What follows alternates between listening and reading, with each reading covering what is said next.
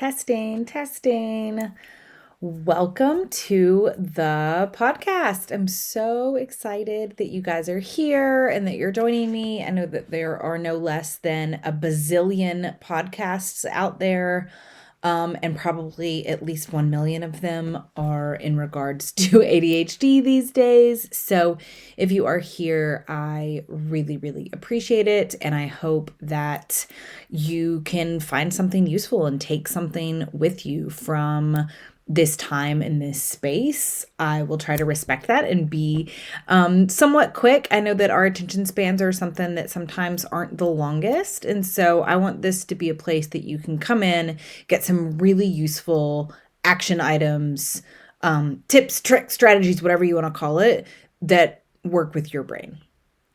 And this week we are talking about the whole idea behind where your attention goes, your energy flows. So this is around the whole idea that what you think about the most is what your brain is going to reinforce, which can be a good thing and a bad thing. So yeah, we'll kind of dive into that. For those of you that do not know me, my name is Leah. I am your friendly neighborhood ADHD life and mindset coach. And today, like I said, we're going to be chatting about one of my favorite ADHD brain hacks. And it's not even a brain hack, it is neuroscience. So yeah, settle in. It's going to sound maybe a little bit woo-woo at first, which is fine. We can lean into woo-woo, no big deal. But it is backed by science, and we've got some like silly putty metaphors, and it might just shift how you show up and walk through your days and weeks and months and years and life. So yeah, let's talk about it. Attention and energy, and why your brain is like a toddler holding on to a flashlight in the dark.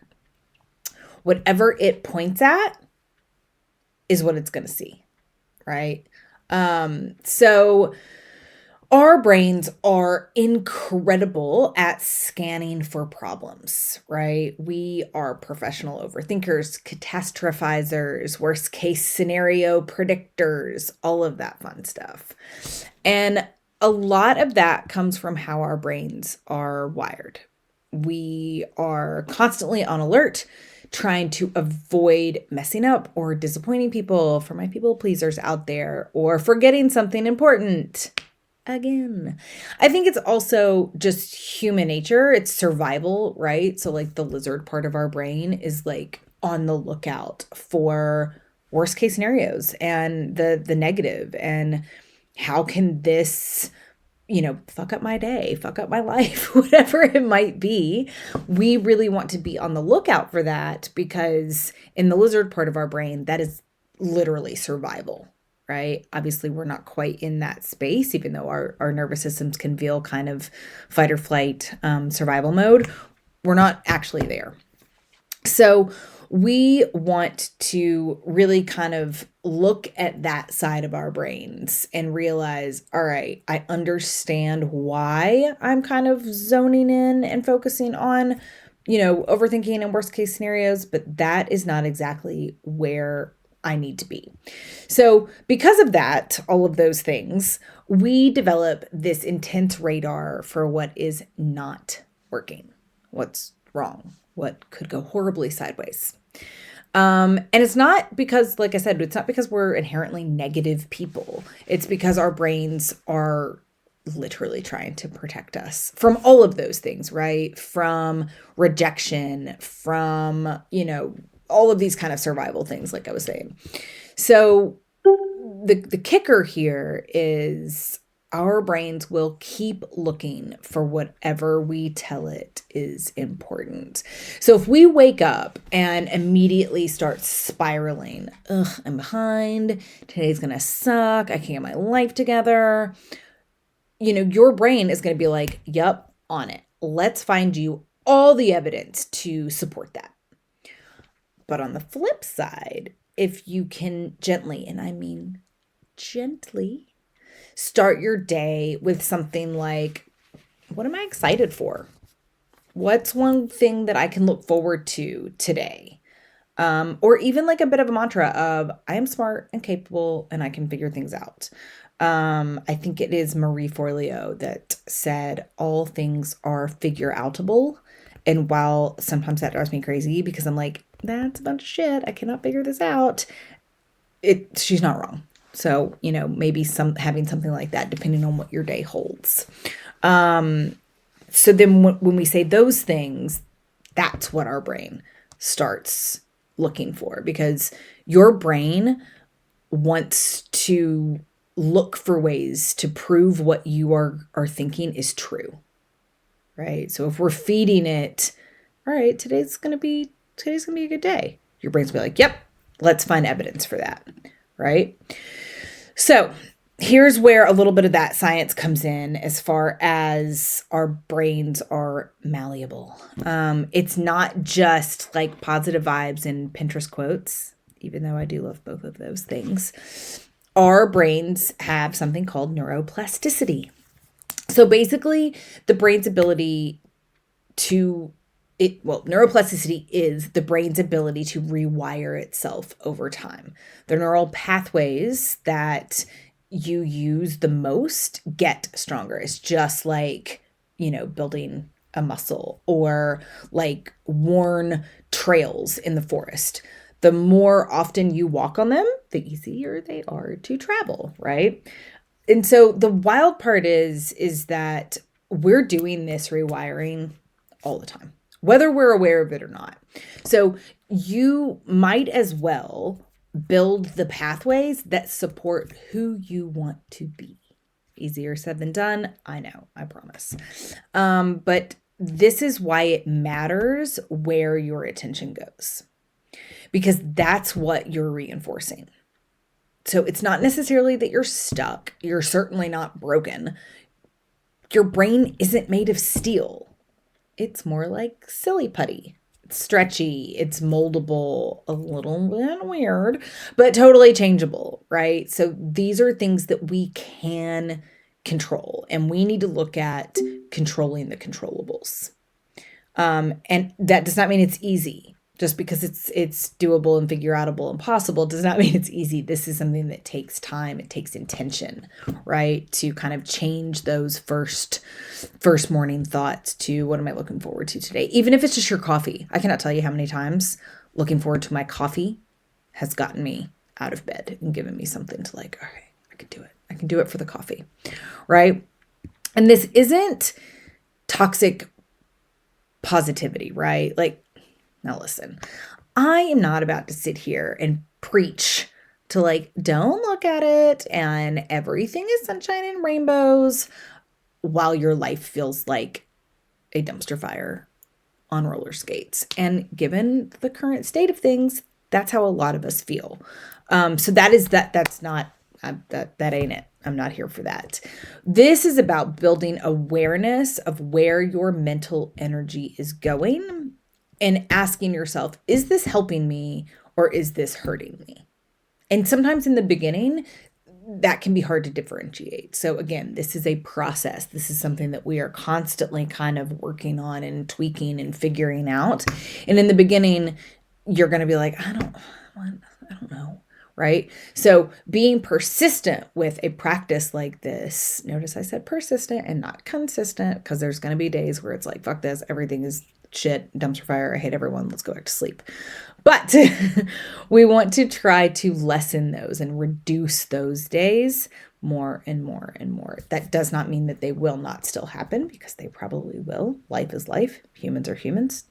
It's a hot mess. But we want to see, like I said, where we can mitigate that, where we have control, what the solutions could be if we had them.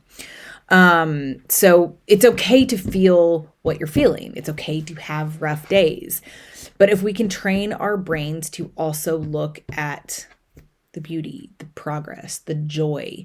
We can start building mental muscles that help us bounce back faster. And so that is the goal here. It is not to not drop the ball or not kind of slip into the ugh. It is to help us bounce back faster. So we want to start creating space for both and. So like both / and. So this is hard and I can handle it. I'm overwhelmed and I found something to be grateful for.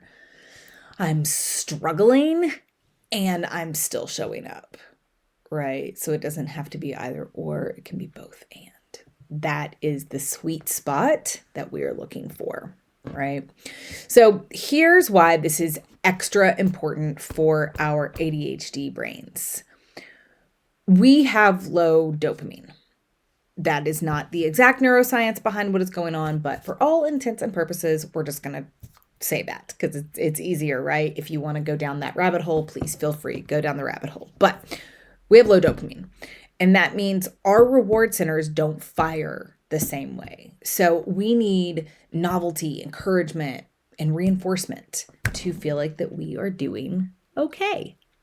So when we build in tiny practices that reinforce positive self-talk or intention, it's not fluff, it's strategy, right? So starting your day with something like, what am I excited about?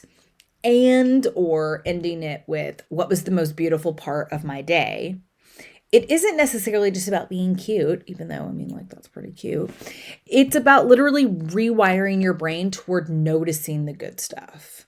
So that when shit does hit the fan, and it will, your brain doesn't only know how to panic, it also knows how to pause and to look for that really good stuff. And like I said, if you start this practice and you're like, okay, what was the most beautiful part of my day? What starts happening is throughout your day, you start, is this the most beautiful part? Is this the best part of my day?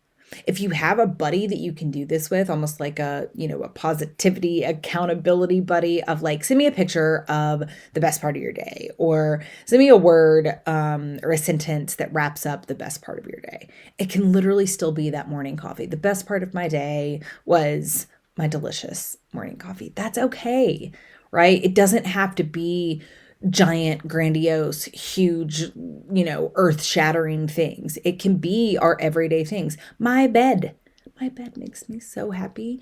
And I have moments of like full body gratitude that I have such a comfortable bed and comfortable pillows and it's warm and cozy. So finding these things to look for throughout your day, again, that's where your awareness is going. That's where your attention is going.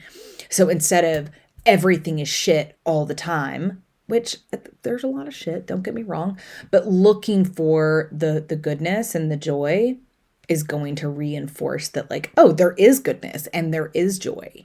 And same thing, if you wake up in the morning and say, okay, what's one thing I can look forward to today? Whether that is, like I said, a nice beverage, a meeting that you have that you're looking forward to, lunch with a friend, a phone call with a parent, going to a yoga class, going for a run, whatever it may be, just one thing, first thing in the morning kind of sets your brain, it primes your brain for like, all right, we got something to hold on to, right? So this is the Momentum Monday challenge, because this was my Momentum Monday email this week. So starting in your day with some intention. So in the morning, what am I excited about today? You can even add in, and why? Why am I excited about that? Gives your brain a little bit more anchoring and something to hold on to. And then in the evening, what was the most beautiful part of the day? Or what was the highlight of my day? If beautiful is too much of a, whatever kind of word for you, what was your favorite part of the day? Like I said, if you do this persistently throughout your week, you'll start looking for the beauty in your days. So that's it. It's simple, it's doable, and most importantly, it's effective. So, like I said, even if the answer is just, I have clean sweatpants or my dog wagged his tail at me, those count. Like I said, small things are huge at the end of the day. So looking for those little things or big things because they matter. And your brain will start searching for more. I promise you.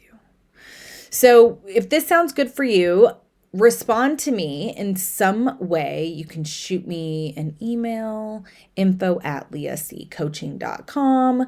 You can find me on Instagram at ADHD Coach Leah.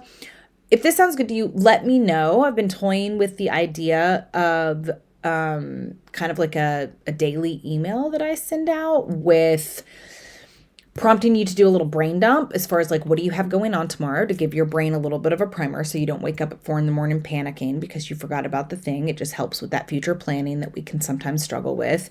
Maybe a little bit of a reflection prompt, a journal prompt. If that's too much for you, you definitely don't have to do it. And then one, like, what was your favorite part of the day? What was your highlight of the day? Yeah, super simple, no fluff, just a little nightly anchor for your brain. So yeah, that's it. That's all I have for you for today. Like I said, I hope that this has been helpful. Let me know, and I'll see you next week. Bye.